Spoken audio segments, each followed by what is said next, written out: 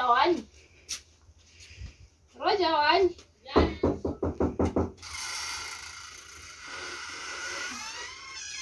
Hello, my daughter. Hello.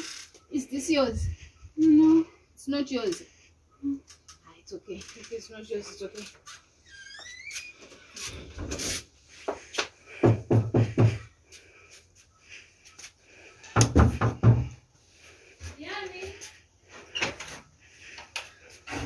Yes, Manang.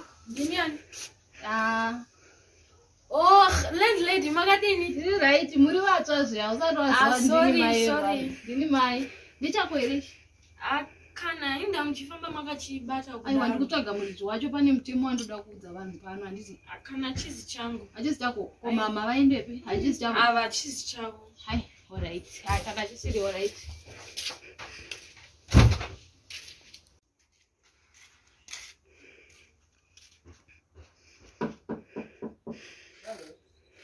Mamuka seiko nai budi. Mamuka seiko. Mukazivawo kuti ndechanichi. Handizoti ndechani. Hamuzivi? Mambosvikawo here ikoko next. Handiri kubvunza maroja angu ose panapa. Aiwa vazhinji vari kuti havazivi. Regai ndimoende ikoko. All right. Ndikufanira madzimai angu hapo akaenda. Madzimai enyu hapo? Hapo pano ndinoga. All right. Hello mwanangu. Ndii mama. Aiwa kwakanaka hako buda.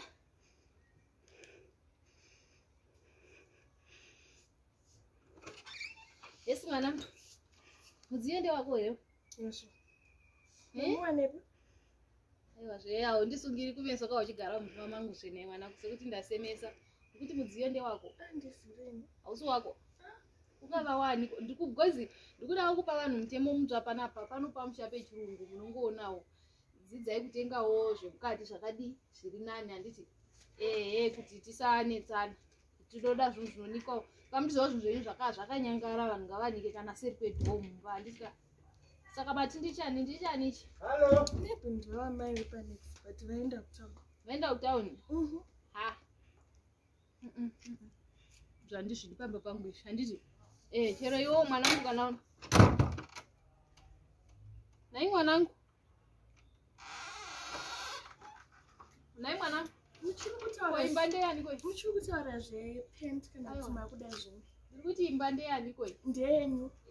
Saka achirega kuita sokuti wava kundishamairira handiti. It's not kukushamairira but then ndakuudza kuti handizive nezvaro. Chirega kurovera dhoo rangu rinofa. Unouraya dhoo rangu ndozvandiri kufira. Handiti ka unouraya dhoo mwanangu.